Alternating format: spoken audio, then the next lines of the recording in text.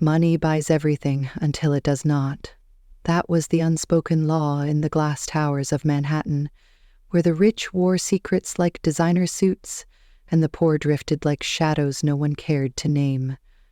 Somewhere between those two worlds, a young woman named Amber lay tangled in sheets that smelled like sandalwood and power.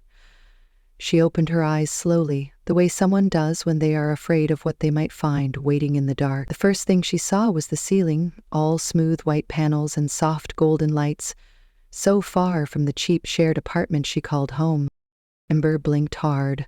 Her mouth tasted of cheap whiskey and bad decisions. Her head throbbed.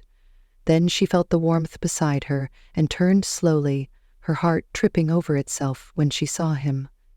A man lay inches away, his chest rising and falling with a steady calmness that mocked her panic.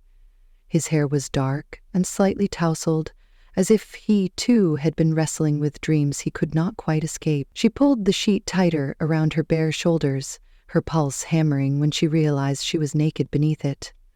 Last night was a blur. She remembered a bar on the Lower East Side, sticky floors and cheap neon signs. She remembered her friends pushing shots into her hand because what else do you do when you lose your job and your last paycheck in the same breath? She remembered slipping away from the noise to clear her head under the cold Manhattan rain. But she did not remember him. She did not remember this bed with silk sheets and pillows that smelled too expensive to touch. She did not remember climbing 20 floors into a world that did not belong to her. She shifted slowly, hoping she could slip out of bed without waking him. That was when his eyes opened. They were sharp, clear blue and locked onto hers in an instant. There was no confusion in his gaze, only a quiet curiosity that made her chest tighten. "Good morning," he said, his voice low and calm like someone who never raised it unless he chose to buy an entire city block. Amber pulled the sheet closer, her back pressed against the headboard.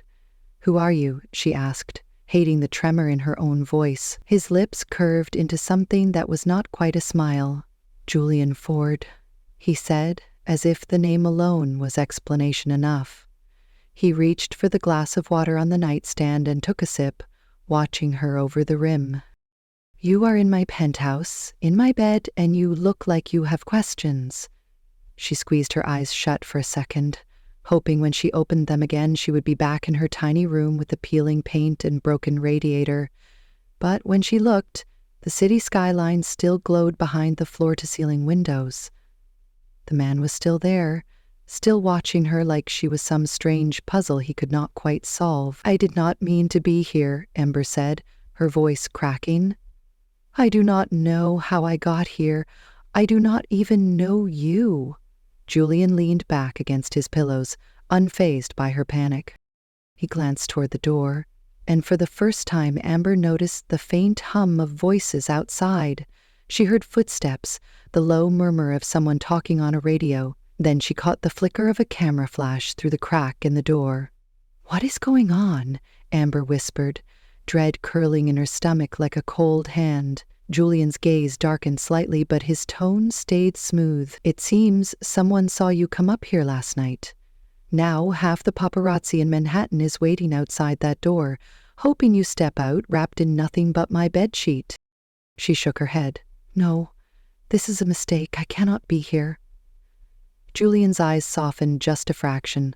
Then he leaned forward, elbows on his knees, voice calm but heavy with something she did not yet understand. "You are here, Amber, and the question is not how you got here. The question is what you are going to do now that you are." Outside the window, New York hummed its endless song of secrets and sins. Inside, a girl with nothing and a man with everything stared at each other, tangled together in a story neither of them was ready to tell. Julian Ford did not believe in accidents, at least not the kind that dropped a strange girl half naked into his bed on the same night he returned to Manhattan after 5 years of self-imposed exile. He watched Amber clutch the sheet to her chest, her eyes wide, her shoulders tense, as if any sudden move might shatter whatever fragile control she was holding on to. Outside the bedroom door, he knew the hallway was packed with security, assistants, and at least 3 photographers who had managed to slip past the hotel's private elevators. He wondered which of his enemies had leaked this setup. He wondered if this trembling girl knew she had just become the center of a storm that could destroy them both if he did not move fast enough. He leaned back, studying her as if he were reading a balance sheet that refused to add up. She was young, early 20s maybe, her hair still damp in places from last night's rain, her eyes dark with confusion and stubbornness. She was not the type of woman who usually found her way into a billionaire's penthouse at 3 in the morning. No diamonds, no designer heels tossed carelessly on the floor, no scent of expensive perfume clinging to her skin. Only the faint bitterness of cheap whiskey and a kind of quiet desperation she probably thought she hid well.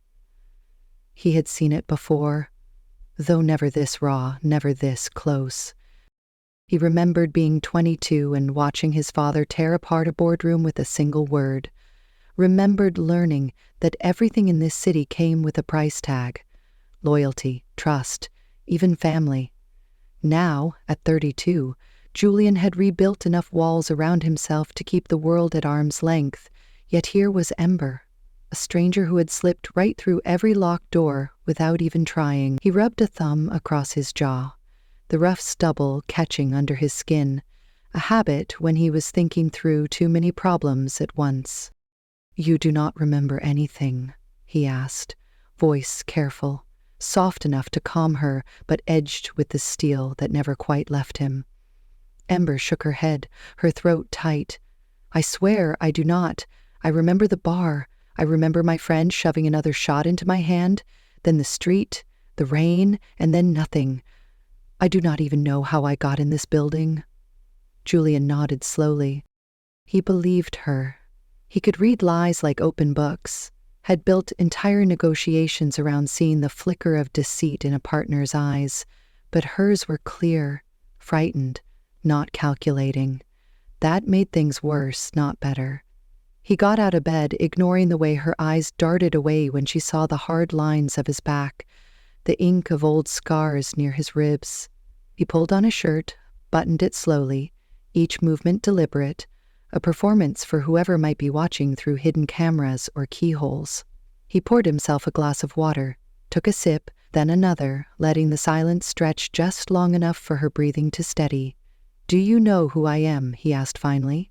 Amber frowned. "Julian Ford? That is what you said." "But I do not know what that means." He let out a short laugh that did not quite reach his eyes. "It means you just woke up in the bed of a man whose name sits on more Forbes covers than most people see in a lifetime. It means you are about to be on every gossip site from here to Los Angeles before the sun comes up." Amber's hands trembled where they gripped the sheet. "Why would they care about me? I am no one." Julian set the glass down, the click loud in the hush between them. "You are not no one anymore. Not after this. Not after whoever set this up decided to turn you into a headline." She stared at him, her mind spinning through possibilities. She did not know this world, the way money bent the truth into convenient shapes, the way secrets leaked when someone needed a distraction or a weapon. She only knew she did not belong here. She had rent due, classes she was already failing because she worked too many shifts at a cafe that now would not even take her back. Last night she had promised herself she would stop pretending things would get better. She would take whatever job paid the rent, swallow her pride, survive. Now this, now him. Julian crossed the room, stopped at the foot of the bed and lowered himself to sit on the edge, close enough that she could smell the clean linen of his shirt, the faint trace of expensive cologne that did nothing to hide the tension coiled beneath his calm. "You did not choose this," he said quietly, "but you are in it now. I need you to trust me, just for the next few hours." Ember shook her head. "Why would I trust you? I do not even know you." His smile was thin, almost tired. "Because if you do not, they will eat you alive before you even make it back to whatever life you had, before you stumbled through my door." She opened her mouth to argue, but the sound of a phone buzzing on the nightstand cut her off. Julian glanced at the screen, his jaw tightening. He silenced the call, his fingers drumming once against the glass before he turned back to her. We have 10 minutes before the story hits the morning feeds. Stay here. Do not open the door for anyone but me. His voice softened then, an edge of something human slipping through the steel. And Ember, whatever you think you are about to find out what you really are in this city. He stood, straightened his cuffs, and walked to the door. She watched him go, her mind racing, her pulse loud in her ears. Somewhere beneath her panic, a voice whispered that nothing would ever be the same after this night, no matter how much she wished she could pretend otherwise. Ember stayed where he left her, knees drawn tight to her chest under the crisp hotel sheet, eyes fixed on the door as if the wood alone could hold back whatever waited on the other side. She could hear voices in the hallway now, hushed but tense, the low rumble of men used to barking orders but forced to whisper because the walls of luxury were too thin to hide everything. Every few seconds, a camera flash flickered through the crack under the door. She imagined headlines spinning out in real time, 1,000 lies dressed up as truths by dawn. Somewhere out there, her phone was probably vibrating itself off a table. Messages from her roommate, from the manager at the cafe who had fired her yesterday, maybe even from her half-sister back in Jersey who barely spoke to her but would find a reason now to crawl out of the woodwork. She curled tighter into herself and squeezed her eyes shut. She wished she could make it all disappear, rewind the clock back to the bar, stop after the first shot, go home, cry into her pillow like any other broke college dropout who knew the world did not owe her anything. But she could not. She was here, in his bed, in his world. She did not know how long she sat there before the door opened again. Julian stepped inside, closing it behind him with a soft click that still sounded final. His hair was neater now, his shirt tucked, sleeves rolled at the wrists in a way that said he had just come from a war disguised as a hallway conversation. He carried himself like the air bent around him. Ember hated how even his silence filled the space, until she felt like she was the one who needed permission to breathe. He studied her for a long moment, his gaze flicking from her tangled hair to the tight white knuckles where she gripped the sheet. Then he sighed, walked to a built-in cabinet, and poured himself a drink. The quiet clink of ice in the glass broke the tension more than any apology could have. "I had my head of security walk the floor," he said calmly, taking a sip without looking at her. "The story is out. They are calling you my secret mistress, my runaway bride, an escort, take your pick." Amber's throat burned. "I am none of those things," she said. Her voice was smaller than she wanted it to be, but she forced it out anyway.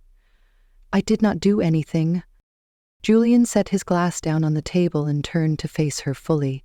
His eyes were sharp again, but there was something under the cold calculation now, something like regret or maybe respect that he did not want to admit out loud. "I know you did not, but truth does not matter right now. Perception does. Do you understand the difference?" She did not. Not really.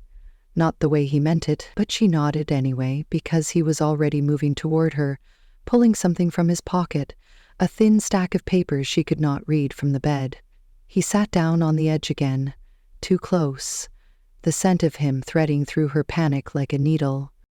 "I can make this go away," he said, "or at least, I can control it. But for that, I need you to do something for me." Ember stared at him. "What?" Julian held her gaze, unblinking. "You will tell them you are my fiancé, just for a while, long enough to quiet the noise, long enough for me to deal with the people who made sure you ended up here in the first place." She laughed then, a sharp sound that cracked in her throat halfway out. "Your fiancé? Are you insane? No one would believe that. I do not even own a dress that costs more than $50. I live in a room the size of your closet." Julian's mouth twitched but did not quite turn into a smile. "That is exactly why they will believe it. They want to believe I would be reckless enough to pick someone like you. They want to believe I am just another spoiled heir who cannot keep his secrets buried. And if they believe that, they will not look closer at the real secrets." Amber shook her head. "This is insane. I cannot lie for you. I do not even know you. You could be lying to me. You could have dragged me here last night on purpose." His eyes darkened, a flicker of something cold and dangerous that reminded her in one breath that no matter how calm his voice was, Julian Ford was not a man who asked permission twice. "If I wanted to ruin you," he said softly, "I would not be standing here explaining myself. I would not have let you wake up at all. I am giving you a way out. Take it." Her chest tightened. She wanted to scream at him. She wanted to run. But where? Out that door and into the waiting jaws of cameras and gossip blogs that would twist her name into a punchline? Back to the tiny room where the landlord was waiting with an eviction notice? Back to nothing. Julian watched the fight flicker across her face. He reached forward, brushing a damp strand of hair from her cheek with a touch so careful it startled her more than any threat could have. "You do this, and you have my protection," he said. "I will make sure they do not touch you. I will pay your debts, your tuition. I will buy you the time you need to figure out what you want when this is over. All I need is your silence now, and your presence when I say." She looked at him, really looked, and for the first time saw the lines around his eyes that had nothing to do with wealth or sleep. He looked tired in a way money could not fix, broken in places that matched her own fractures.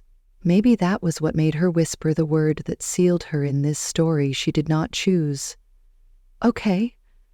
His shoulders dropped just slightly, a tension leaving him that she had not known was there. "Good." He stood, moved to the dresser, and pulled out a robe, handing it to her without looking away. "Get dressed. We have a press conference in an hour." She took it with numb fingers, wrapping herself in the silk that felt like a lie she could not peel off even if she tried. He was already on his phone, barking orders, pacing the edge of the bed like a wolf penned in by too much velvet and too many walls. When she dressed and stood, he turned to her, eyes scanning her face as if committing every detail to memory. "Ember," he said quietly, "this will not be easy, but you will walk out there and you will hold your head up. Do not flinch. Do not run. They will smell it if you do." She swallowed hard. "And you? Are you going to lie too?" Julian's mouth curved, a sad ghost of a smile. "Darling," he said, "in this city everyone lies. The trick is to lie better than they do." He opened the door and held out his hand. Ember stared at it for a heartbeat that felt like a lifetime. Then she slid her fingers into his and let him lead her out into the flash of cameras, the roar of questions, the beginning of a lie that felt too real even before it left her lip. They stood together under the bright white lights of the hotel lobby, surrounded by microphones and half-whispered insults. Julian's hand never left hers, his thumb brushing her knuckles in a steady rhythm that somehow anchored her when her knees threatened to buckle. "This is Amber," he said to the sea of hungry eyes. "She is not a secret. She is my fiancée, and that is all you need to know tonight." The crowd erupted. Flashes exploded like fireworks. Amber felt her pulse in her throat, but she did not look away from the cameras. She did not flinch. Somewhere inside her chest, a small, reckless spark wondered what would happen if the lie became true. If the girl who stumbled drunk into a stranger's sheets woke up one day and found she had become something more than a headline. When they stepped back into the elevator, doors sliding shut on the chaos, Julian let out a breath, and for the first time since she met him, his hand trembled where it held hers. She squeezed back just once, not sure if it was for him or for herself. Neither of them said a word. Above them the city waited, hungry as ever. Days turned into nights that bled into each other like ink spreading across water. Amber found herself drifting from one silent hallway to another, her reflection ghosting through endless polished marble and gold-trimmed doors she never would have touched a week ago. Everywhere she turned, someone was watching. A security guard with an earpiece murmuring her fake name into a radio. A maid with eyes lowered but ears sharp for gossip. a lawyer who bowed his head respectfully, yet always kept a recording pen tucked inside his breast pocket. She had become both shield and bait, a living question mark trailing Julian Ford's shadow wherever he went. They stayed inside the penthouse most nights. Outside, the press waited like wolves, their cameras pressed to the glass if they could climb high enough. Julian called them the hyenas. He barely flinched when they snapped photos through tinted windows, when headlines spun new fantasies every day. Runaway heiress, secret wife, gold digger, whispers about Amber's past, the people she owed money to, the professors who called her brilliant but aimless.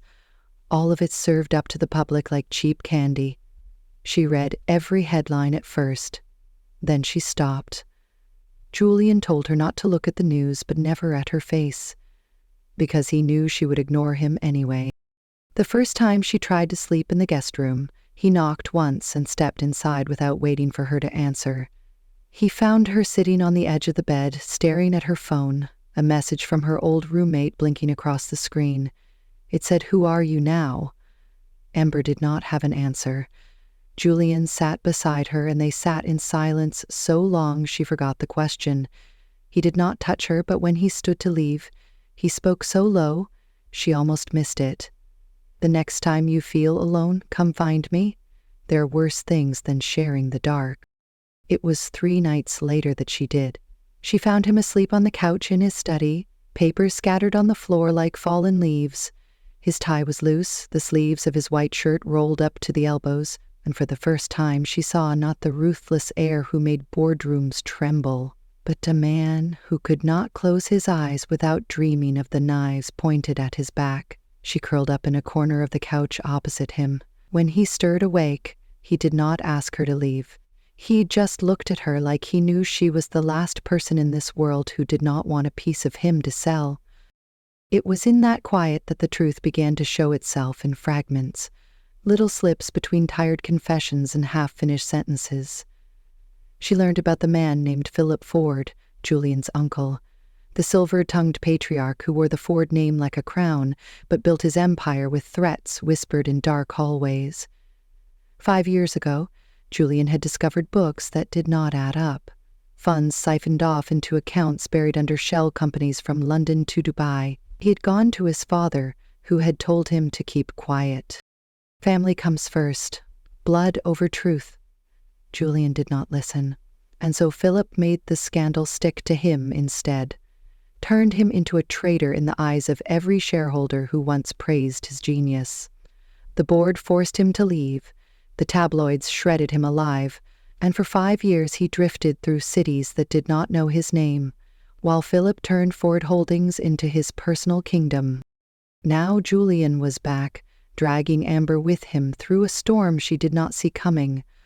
She wanted to hate him for it, but every time she looked at him, all she saw was a man holding a blade by the wrong end, refusing to drop it because the people he hated most had taught him how to use it. The more time she spent in the penthouse, the more she noticed the small details. The old photo in his study drawer, half torn. A woman with hair so much like hers that her chest tightened when she looked at it. The drawer he never locked, but never mentioned. The late-night calls that fell silent when she stepped too close. He never lied to her directly, but every truth came out crooked, half wrapped in shadows that seemed too heavy for one man to carry. Then came the night she followed him. She was not supposed to know where he went after midnight, slipping into a private elevator that required a code she was never given. But Amber had learned how to watch without being seen. She slipped out, barefoot, pressing her ear to doors, catching echoes of names she should not have heard. She found him in the underground archive 3 floors below the tower, standing with a box of old files stacked beside a flickering lamp. She watched him trace his fingers over folders stamped with years she barely remembered. A word on the cover made her breath catch. Morgan. Her mother's name. Julian did not see her at first. He was too deep in memories, or regrets, or maybe both. She stepped into the circle of light, and when he turned, there was no mask to hide behind. He looked like a boy caught stealing something that had always belonged to him. "What is this?" she asked.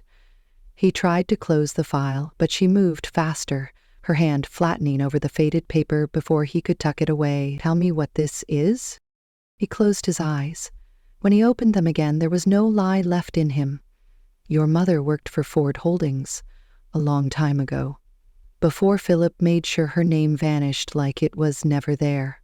Ember stared at the faded ink, at the signature she recognized from the only letter she had ever saved, the last one her mother had sent before disappearing when Ember was 7. She felt the floor tilt under her feet. "Why?" she whispered. "Why did you hide this from me?" Julian's voice was rough, the calm cracking around the edges. "I needed you close. I needed to be sure you were who I thought you were.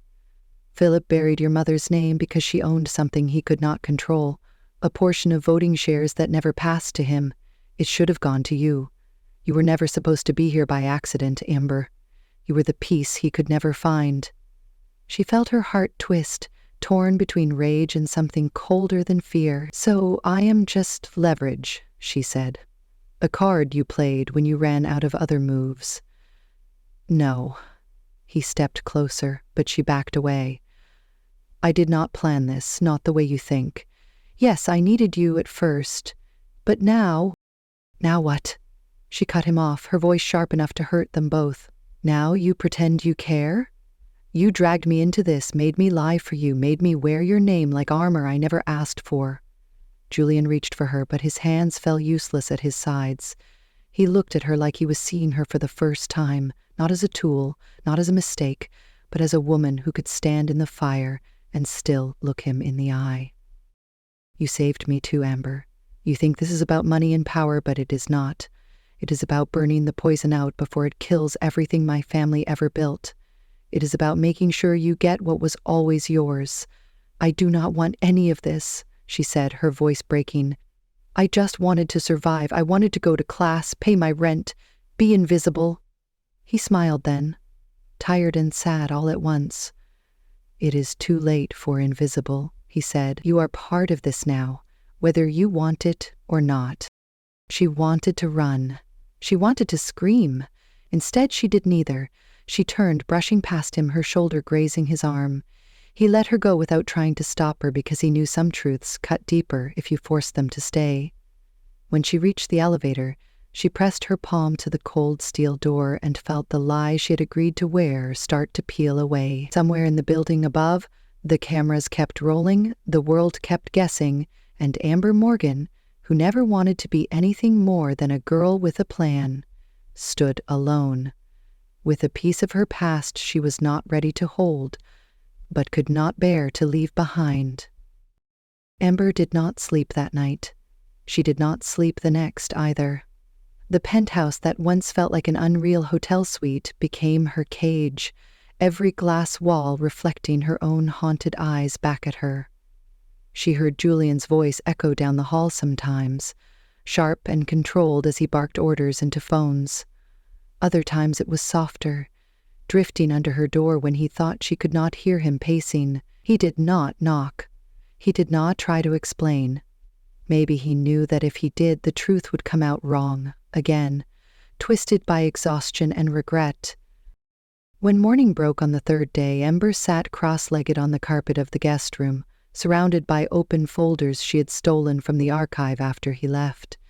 Her mother's name was everywhere, handwritten on margins, attached to memos, stamped on pages that should have been locked in a vault instead of forgotten under layers of dust. Each line felt like a vein pulsing with a history she never knew she carried in her blood. A partial stock certificate, a letter of resignation unsigned, a final internal memo cut off mid-sentence as if someone ripped it from the record before it could breathe air. She traced her mother's signature with her fingertip. The swirl of ink made her chest ache. She thought of the nights she had lain awake at 15, wondering if her mother had run away or been forced to disappear. Now she knew. The truth felt heavier than any lie. This piece of paper proved she was more than just the broke girl who washed mugs and poured cheap coffee for bored customers, who never learned her name. She was a key that Julian needed, the missing vote that could burn Philip Ford's empire down from the inside. But a key did not get to choose who turned it. She needed to know what else was buried under Julian's careful calm. She needed to see if he was worth the chaos he had wrapped around her shoulders like a net. When she heard his voice drift past her door just before dawn, she pushed herself to her feet and stepped out to find him. He was standing at the far end of the hallway, backlit by the city skyline through the glass. The sun had barely risen, only a line of gold bleeding through the gray. He looked like a ghost in his own fortress, sleeves rolled up, tie discarded somewhere behind him. When he saw her, something in his shoulders lifted then dropped, like he had been waiting for this moment without knowing it. "You should be asleep," he said, his voice low. She ignored that. "I want to see Philip." His eyebrows lifted slightly, surprise flickering before he wiped it clean. "That is not a good idea." Amber crossed her arms. "You need me to sign the vote transfer, right? You need me to walk into that meeting so they believe your story. So take me to him. Let me look the man who erased my mother in the eye." Julian's jaw tightened. He turned away, pressing a hand to the glass as if the city beyond it might offer him an escape. "This is not your fight." "You are wrong," she said, stepping closer, her bare feet cold on the marble. "You made it mine the second you dragged me out there and called me your fiancé, the second you put my face on every newsfeed so no one could pretend I did not exist." He turned, his eyes dark under the morning light. "And what do you want, Amber? You want revenge? Closure? It does not exist. There is no neat ending. There is only surviving." She did not look away. "Then let me survive my way. Take me to him. Let me decide if you are worth this. Let me decide if I am." For a long moment he said nothing. Then he stepped forward, closing the distance between them. His hand hovered near her face as if he wanted to touch her cheek but thought better of it. "Fine," he said. "But when you stand in that room, do not flinch. If you flinch, they will." Hours later, she sat in the back seat of Julian's car, her fingers pressed flat to her thighs to keep them from trembling. Beside her, Julian scrolled through messages on a sleek phone that never seemed to leave his hand. His face was unreadable, a marble mask carved to face billion-dollar battles and traitors disguised as uncles. She wondered if he knew how tired he looked when he thought no one was watching. She wondered if he knew she saw past it now, whether she wanted to or not. The car pulled through a private gate and down a circular drive to a house that did not look like a house. It looked like a fortress disguised as old money, all iron gates, stone lions, and hedges trimmed so sharp they might draw blood. When the driver opened her door, Julian offered his hand. She stared at it for a second, then placed hers in his. His palm was warm, steady. She hated that it calmed her. Inside, Philip Ford waited in a sunlit office bigger than her entire apartment building. He stood by a floor-to-ceiling window, perfectly still except for the flick of his wrist when he turned his watch, just so. He was older than Julian by 20 years, but they shared the same cold eyes, the same blade-thin posture of men who knew the world bent for them when they wanted it to. Amber felt the weight of Philip's gaze settle on her first, skimming over her hair, her shoes, the slight tremor in her fingers before they curled tight around Julian's. A slow smile spread across Philip's face, polite and venomous all at once. "So this is the girl," he said, his voice smooth as polished glass. "The accidental queen. Tell me, Amber, do you really know what you are holding in your hands? Do you know what he is using you for?" Julian stepped forward, but Amber squeezed his hand once, stopping him. She looked Philip in the eye and felt something in her chest lock into place. "I know exactly what he needs from me, what you all need from me, but I also know whose name is on these papers. Mine. Not yours." Philip laughed, a soft chuckle that dripped ice. "And what do you plan to do with that power, dear? You think you can waltz in here, sign a piece of paper, and take back 30 years of empire building? You are a child who got drunk and climbed into the wrong bed. That is all you will ever be." Julian's voice was steel behind her. "Careful, uncle, she is worth more than anything you have left to buy." Philip did not look at Julian. He kept his eyes on Amber like she was an amusing puzzle. "Your mother was weak," he said. "She thought she could fight us with letters and lawsuits. She died alone, broke, while I turned her shares into something useful. Do you want that life too? A name that means nothing in a graveyard?" Amber stepped closer until she was so near she could see the faint lines around Philip's mouth, the cracks in the mask he wore so perfectly. "My mother did not die alone," she said, her voice steady. "She left me. She left this. And now I get to choose what to do with it, not you."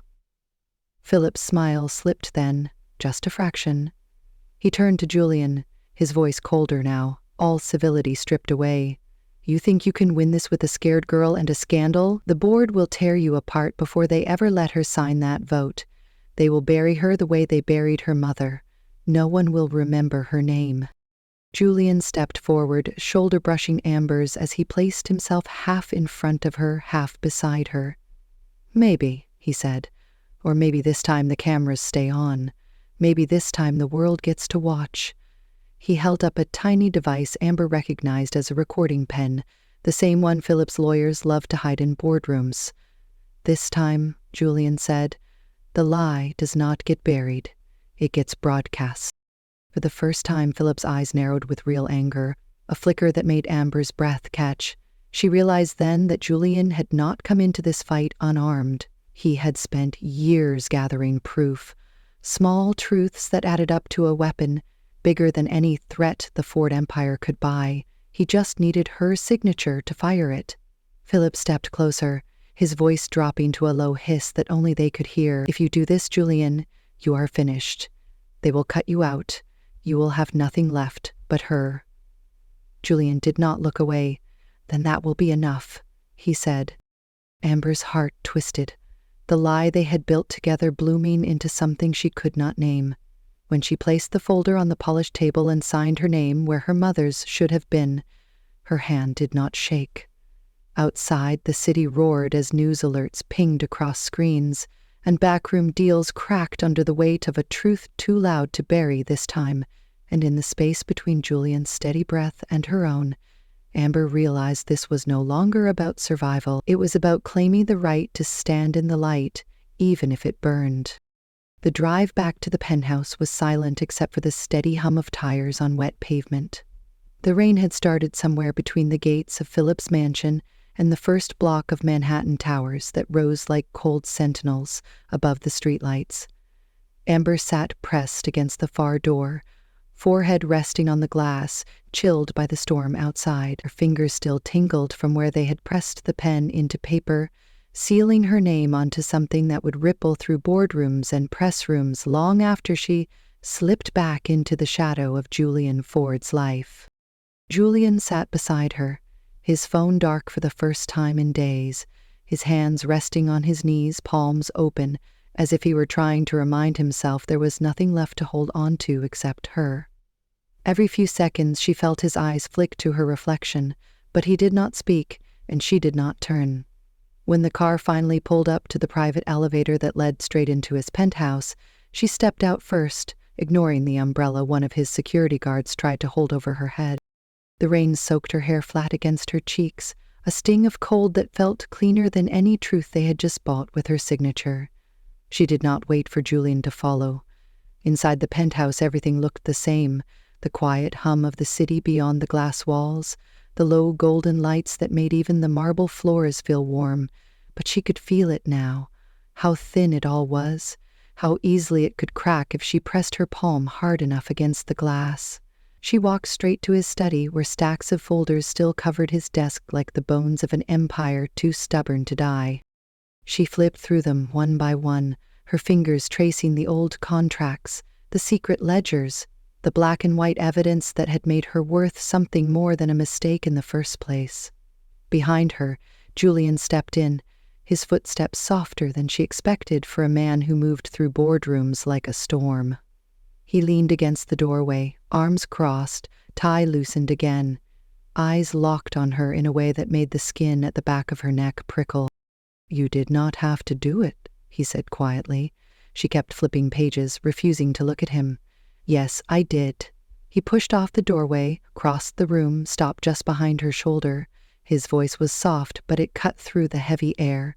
"I would have found another way." She let out a sharp laugh that cracked too high in her throat. "No, you wouldn't have. You spent 5 years looking for this way. You spent 5 years looking for me." His hand brushed her arm, but she stepped sideways, out of reach, the file still open in her hands. "You keep pretending this was all some accident, that you did not pull every string to get me drunk, to get me here, to keep me close." Julian's mouth opened, then closed again. He raked a hand through his hair, the mask slipping for just a moment, enough for her to see the flicker of shame behind the control. "I did not want you to get hurt, Ember." She turned then, the folder dropping to the desk with a soft thud. "But I did get hurt," she said, her voice low, each word scraping against the knot lodged at the base of her throat. "I lost my job, my name, my chance at normal. I wake up every morning waiting for the floor to drop out. I watch my mother's ghost follow me down every hallway in this place. I do not even know who I am anymore without you and your war." He stepped closer, his shadow swallowing hers where it fell across the polished desk. "Then hate me," he said, his voice a whisper of something rawer than she had ever heard from him. "Hate me, but do not pretend I did not try to protect you." She shook her head, tears brimming but refusing to fall. "You did not protect me. You made me yours. There is a difference." He reached for her again. This time his fingers caught her wrist before she could pull away. His grip was gentle but firm enough to remind her that Julian Ford was not a man who let go easily, not of power, not of ghosts, not of her. "Ember, I have spent my whole life choosing the fight over the cost.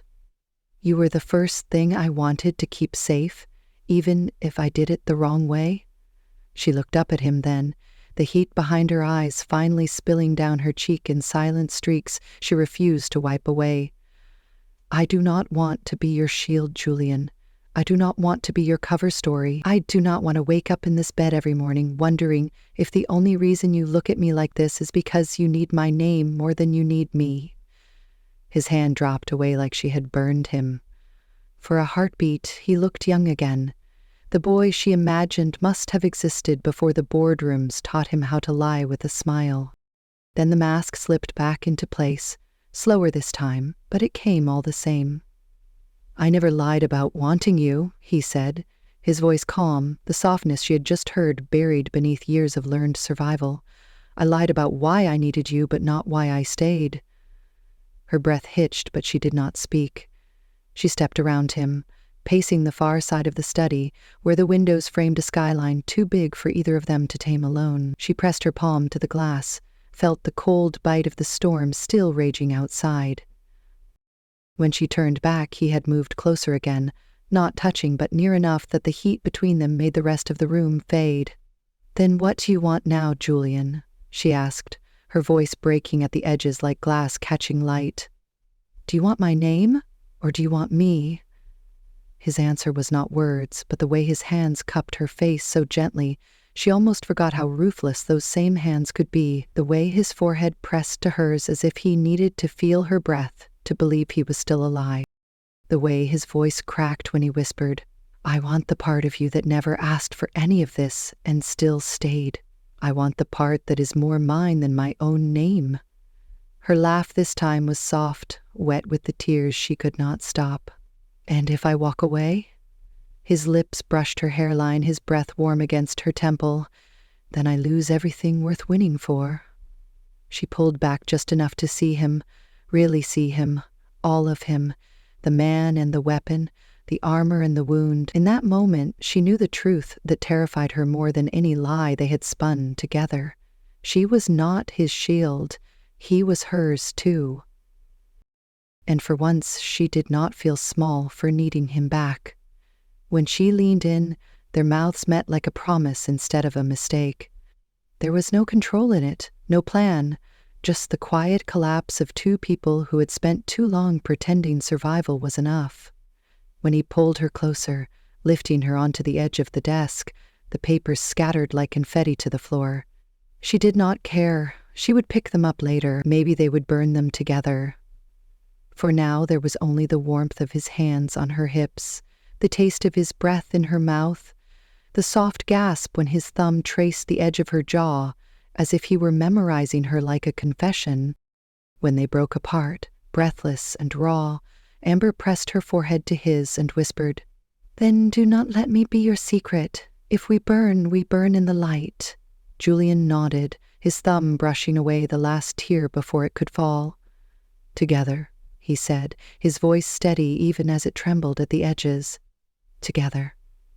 Outside, the storm softened, the city lights blinking against the glass like distant stars waiting for two people who had run out of ways to hide from each other. They did not speak of it again that night. They lay together on the same couch where she first found him asleep, among secrets too heavy for any man to carry alone. The rain eased against the glass, and the city below hummed in its restless rhythm. But inside the penthouse, the world shrank to the soft hush of their breathing. Amber traced circles on Julian's chest with the tip of her finger, feeling the slow, steady thud of a heartbeat she no longer doubted was real. He watched her with eyes that did not belong to a man planning his next power move, but to someone who, for once, had nothing left to prove but everything left to hold. When morning crept over the skyline, they rose without fanfare. Amber did not reach for the silk robe that used to feel like a disguise. She wrapped herself in his shirt instead and walked barefoot across the marble floor to the window that had once seemed like the wall between her world and his. Now she pressed her palm to the glass, as if she could touch the city without it swallowing her whole. Julian came up behind her, his hand slipping around her waist, his chin brushing her hair. Neither spoke because neither needed to. The press would come back. The stories would twist again. Somewhere in the shadows of tall towers, men like Philip would gather their broken pieces and plan the next move. But for now, for this small slice of dawn, the war was quiet. Amber turned in his arms and searched his face for the parts of him she knew he still hid when the world got too loud. "Do you think it will ever stop?" she asked, her voice muffled where her lips brushed the hollow of his throat. He smiled, soft and real in a way she had once doubted he could be. "The fight, no. The lies, maybe, but us, never." She laughed then, a sound that felt like the first breath after surfacing from deep water. She leaned back just enough to meet his eyes. "So what now, Mr. Ford?" Julian kissed her forehead, a promise hidden in the press of his lips. "Now we build something they cannot bury. Not your mother's name, not yours, not mine." She nodded because she did not have to say it out loud anymore. She believed him. Later, when the phones started to ring and the doors opened to the quiet storm of people demanding statements and signatures and answers, they stepped out side by side. The girl who once woke up drunk and lost in a stranger's sheets now stood beside him not as a rumor but as a choice. Her name was hers again, not a headline or a scandal or a convenient shield. It was a piece of a future that would not be written in secrets, but in the simple truth that sometimes the hardest thing to keep is the love you fight for when the whole world is built to tear it apart. As the cameras flashed and questions flew like knives, Julian squeezed her hand once, his voice calm when he spoke to the press, but soft enough that only she heard the words meant just for her. "You were never just my way out, Amber. You were the reason I stopped running." She squeezed back, a quiet answer hidden in her smile that told him and everyone watching that the game was theirs now. Not because they won it, but because they chose to stand in it together, unhidden, unashamed. In the end, the truth was not about revenge or empire or headlines. It was about knowing you could wake up in a bed that was never meant for you and choose to stay not because you had nowhere else to go, but because you had finally found the one place you wanted to belong. Love is not the secret. Love is what survives the secrets.